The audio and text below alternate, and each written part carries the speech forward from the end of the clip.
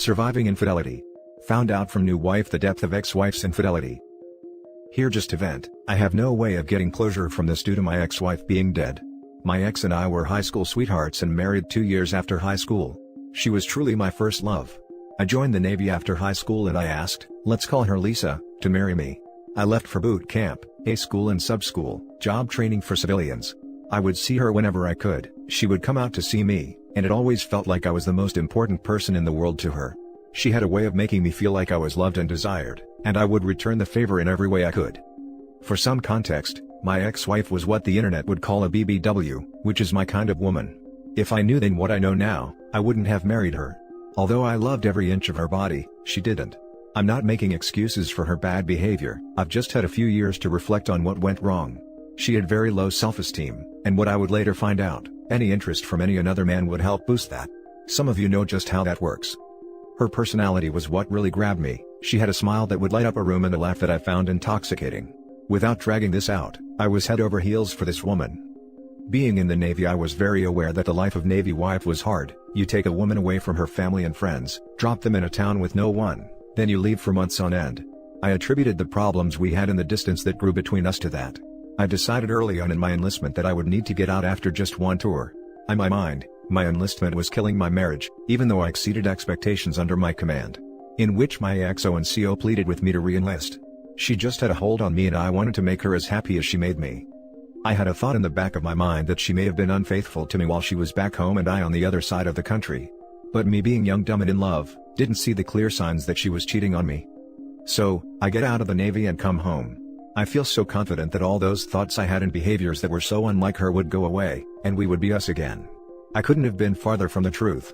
She was so cold to me, leaving the room when her phone would ring, getting off work at 4 p.m. but not getting home till 10 p.m. on a nightly basis. I called during these times and no answer. Weekends with the girls where I knew all the girls but was never invited, even though some of their significant others were supposed to be there. Our intimate life went from anytime anywhere, to nothing. At first, I attributed this to her body image issues, which she gaslighted me into believing was the cause. I allowed this to continue for 3 months.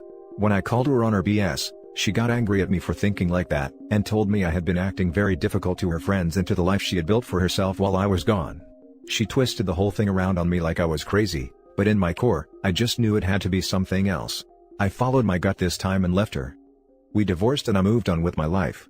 Not willing to allow myself to fall in love like that again, where I couldn't tell up from down, I went on an actual binder. I would smash 2 or 3 women a week, before Tinder and social media. Just meeting women and giving them the D, the old-fashioned way. I had time to make up for because I had been faithful to Lisa our entire relationship. Fast forward 4 years, Lisa died in a car crash and during the funeral and repast, I ran into an old classmate of ours, we'll call her Alice. Lisa had remarried and had a kid, so our relationship was as over as can be. Alice had a crush on me back in high school, and I noticed them yams back then. Neither one of us acted on this attraction due to my relationship with Lisa. A month goes by, and I inbox Alice. I couldn't get her out of my mind so I took my shot. Once I finally got her on the phone, things were weird. I could tell she was into me but I could tell she was holding back. Come to find out Alice was the roommate to Lisa's godsister during our marriage. After a few conversations and a couple of dates, she opened up to me.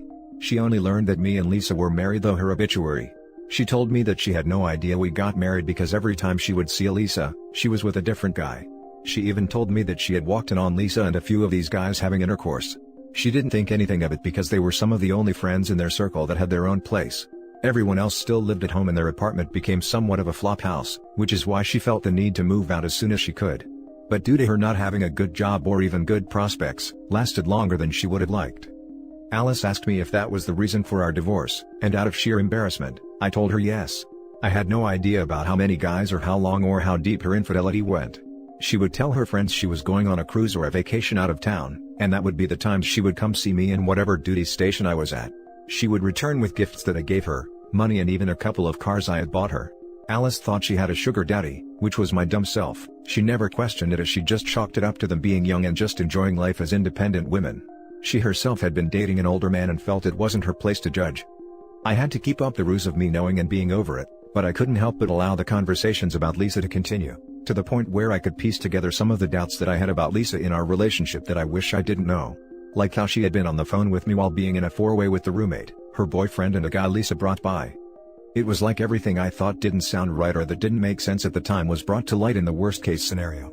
She had been cheating on me since we left high school and possibly before, but my heart can't take probing deeper, because I believe I would just uncover more betrayal. I don't want to soil her name due to her untimely demise, but damn. What do I say, who do I speak to, how do I deal with this? I have learned more due to my wife's relationship with Lisa's god sister, and her time as her roommate. They speak about her as being a free spirit and how she worked her low self-esteem and body image issues into A+, somewhat like a legend. I hear these stories and all I feel is rage, hurt, regret and self-loathing, but I got to play it cool. It's been too long for me to come clean to my wife, as I don't want her to feel like I still have feelings for my ex-wife. Which it would definitely look like, because a lot of these stories are new to me and the feelings are fresh, because it's often me hearing these things for the first time, and me being blessed or cursed with a good memory, allows me to match those stories up with situations I thought didn't sound right on my end, but I chose to ignore. So here I am on Reddit venting to internet strangers, trying to get this off my chest so I can move on with my life. So with that being said, screw you Lisa, I loved you with everything I had and you played me, and to this day has me looking like a fool, so I hope you burn in hell. Now for the top comments. I hope you can come clean with your wife. It doesn't sound like it's helping you, holding it from her, and I doubt she'd think any less of you for believing the best of a woman you loved. Maybe it could help your healing. Absolutely. These aren't fond memories you have. They are deep emotional trauma. You should let them know that their view of her is 180, and she caused you serious deep trauma. She's not a good person at all. She was as selfish as they come and probably did it to her second husband as well. Screw you Lisa, I loved you with everything I had and you played me, and to this day has me looking like a fool, so I hope you burn in hell. Let that anger out, man, it's beyond needed. I'm so sorry you've had to find out this way, and things were the way they were. I think the first thing you need to do is get yourself booked into therapy. I know the prospect can be daunting and even potentially silly sounding, but these people have tools and ways to unpack things that will shave years off how long it'll take you to do it alone. That also said, when you feel good and ready, I think you should come clean to your wife that you only knew she cheated, not to the extremes. Explain, like you have here, that you had no idea and you love this woman with all of your heart. You're not weak, you're not a fool, you've no control over someone else's actions, only your own, and you've conducted yourself incredibly in light of the circumstances. Be kind to yourself. Exactly, she sounds like the weak fool. You sound like a good guy that had his stuff together and got into a relationship with the wrong woman. This is common in affairs. The cheater looks like a fool. Although it doesn't feel like it, the betrayed is typically the hero of the story. Man, that stuff, sorry. You had your suspicions and now you've been vindicated, and know that you were not crazy or paranoid. It doesn't matter if it was 1, 5 or 10, or 100 men. It still feels the same. So stop digging and focus on having a good life with your new wife. At least you don't have to worry about bumping into your ex. Now for the next story. Not everyone survives to infidelity. I really tried the long list that you were supposed to do when people got cheated. Focus on yourself, get a new haircut, reach friends or make new ones, go to the gym, cry, find a good therapist, travel, change habits and so on. The first time, I was so young and naive. I didn't even think about cheating as a possibility. At 25-27 years old, I was so happy to have found someone who wanted to spend time with me and possibly the rest of our lives. I didn't notice the little lies, the weird coincidences, the gaslighting and the inaccuracies that he created the last year of our relationship. One day, I decided that I would skip half day of work and go to his place early. I had the keys, however, I always considered it as an emergency pair. We talked about moving together, but I wanted to take time before doing that. We were still young. I noticed few odd things in that spare, brand new phone that was there on the desk. I was curious and I found 1 year worth of relationships in there. They traveled together, they tried the best restaurant in town, they declared love in the most articulate ways, they did a lot of texting and exchanging pictures. He called me boring, safe and unsatisfying. I left him. He called me only once to ask me to give back some stuff. I asked why he didn't left me earlier. He simply told me that it was hard for him to disappoint his parents since they liked me and they would never like someone like her. I was a safe choice for him. In the end they got married and they are still together with 2 kids. It took me years to recover, years to trust others and myself. Years of trying to build myself back.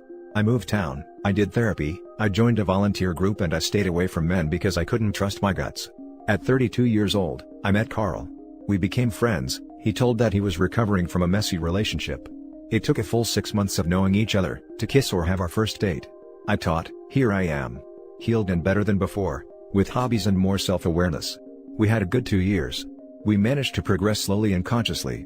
He told me that he couldn't commit through marriage, but was ready to living together and have a family. I was okay with that. I appreciated how well we could communicate. I received a text message from unknown number. I was more than confused. I simply couldn't believe it. It was impossible, not him. Not us. I did everything right, we were in a good place, that's what I thought. However, it was not the truth. He got his coworker, not even 22 years old, pregnant during their 6 months affair. He bought a house, a project that he hid from me, for her and their kid. He told her that I was not an obstacle for them. I stupidly asked him to fight for us, for me, to choose me over her. Well, he didn't need to think or to reflect, he was so happy that I made the separation easy. He chose her and their baby. I tried my best to overcome all of the new traumas. I really did, but I failed somehow. I saw them recently, the baby was beautiful, he waved me like he was an old friend and she gave me a cold stare. I let myself go. I am fat, ugly and barely awake. I spent hundreds of weekends under my duvet, sleeping or watching crap. I am not career driven, I don't care about anything. I am in therapy, however nothing seems to shake me or help me. An old friend that I saw for 2 dates, told me this weekend that he was in the process to forgive his ex and try again with her. I was suddenly aware that my ex has never even tried to ask me to do something like that. I was just an inconvenience of their lives. A temporary girlfriend, a placeholder that can keep them busy until a younger, accomplished and beautiful woman will take my place effortless. Not everyone survives to infidelity. Now for the top advice. Your life has nothing to do with them. Let me tell you a story. I have an uncle. When he was 22, he walked on his girlfriend with his best friend. He was weak and could not take it. He went into depression. After 2 to 3 years, he joined college again. There he met another woman, who was a gorgeous lady. They dated for a couple of years. He then found out, she was cheating on him since day one. Well, he was devastated to say the least. But this time, he did not give up. He took control of his life. He is a short man and previously it made him insecure. But then, he did what he wanted. He started planting flowers. He is great at that. He never dated a girl for next few years. All he did was gardening. He loved us. Well, all the children in our family are just fond of him. He is just the funniest man. Whenever he used to get hurt, he used to laugh and say, "My heart have been broken twice, this is just a prick." He then met my aunt, 10 years after the second heartbreak. They are married, our cousins are beautiful. My aunt is the one of the kindest women we have ever came across. We often say that both of them can make even a dead man laugh. They both are funny, and happy. They even crack jokes when they argue. The point is your life is not defined by others. Take control of your life. Sure, you can't trust others, but you need to trust yourself. Look at yourself in the mirror and say, "Hey beautiful. I am there with you." As my track record and poor social abilities, it is best to not trust myself. Dating doesn't have any appeal to me after this. I am grieving losing the kids or family I never had. You sound really hard on yourself. You've been through a lot and need to heal. Loving yourself doesn't come overnight, but you are having a negative outlook on everything, which is understandable. Are you in therapy to help with all this trauma? Depression and PTSD are very possible after what you've been dealt. I am in therapy for quite a long time. It helps to be function enough to keep a job and be able to function. I am truly sorry that another innocent soul has been tarnished by liars and hypocrites. It is truly stuff like these that gets me trust issues of my own. The only advice I can offer you is that you have to love yourself. There is really no specific deadline for one to heal. As you have also mentioned, some may not heal at all. But, please try. Don't end it all just because of those toxic people that you have come to know. As for the cheaters, don't ask why, just say bye. Some people don't need a reason to cheat. Focus on the little things in life. The plants, the wind, or watch a few comedy shows. Connect with your family members and trustworthy friends. Meditate or do some prayers. Please find something that will motivate you. All the best, my friend. The last story is titled, I, 22 female, found out that my dad, 45 male, had a lot of photos of my best friend, 21 female, on his laptop. My mom, 43 female, kicked him out of the house and now my siblings, 10 male and 8 female, hate me. This friend and I have been friends since we were 16 and 17 years old. She was always like another member of the family. My parents used to treat her like another child and we would never have expected something like that. They've been married for 25 years and I used to think that their marriage was perfect. They never fought. It seemed that they loved each other madly, but it wasn't like that because a few weeks ago I found a pen drive where my dad, 45 male, has about 400 photos of my best friend. At first, I wasn't surprised because some of the photos are from 2 years ago and 2 years ago he portrayed her for an exhibition. He's a portraitist, but later I saw more recent photos that were not taken with her consent, and if that wasn't enough, He has many more photos than he took from his sketchbook. He has a sketchbook full of portraits of her, and in some of them he portrayed her without clothes, and I'm so sad because in 25 years, he only portrayed my mom, 43 female, about 3 times I think, but suddenly he has a sketchbook with at least 40 portraits of my best friend. I confronted him immediately and he didn't even try to deny it. He just said that he was sorry but that he couldn't help it, that he's in love with my best friend. I asked him if he was cheating on my mom with her and he said no, that she, my friend, doesn't know anything about it, and that I shouldn't say anything but I did. I was so mad that I showed everything to my mom and now she wants to get divorced. She kicked him out of the house and she's so sad.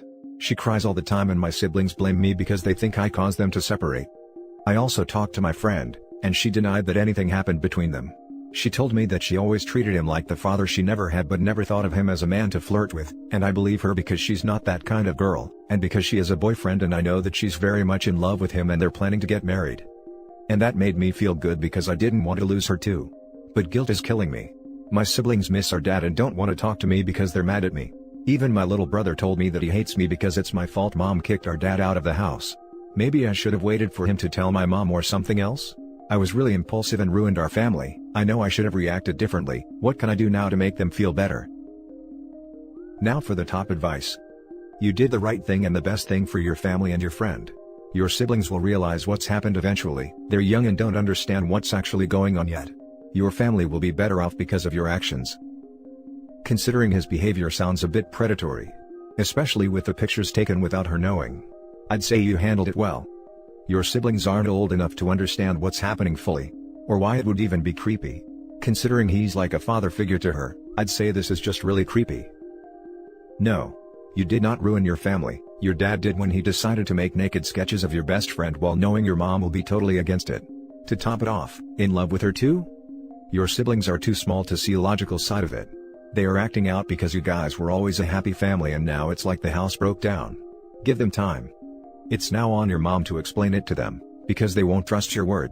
So, give it a bit of time, but do remind her that your siblings will keep hurting until she sits down with them and explains it to them. And that's it for this video guys. If you have thoughts to share, leave a comment below. Don't forget to hit like and subscribe if you like this content. I'll catch you in the next one. Good day everyone.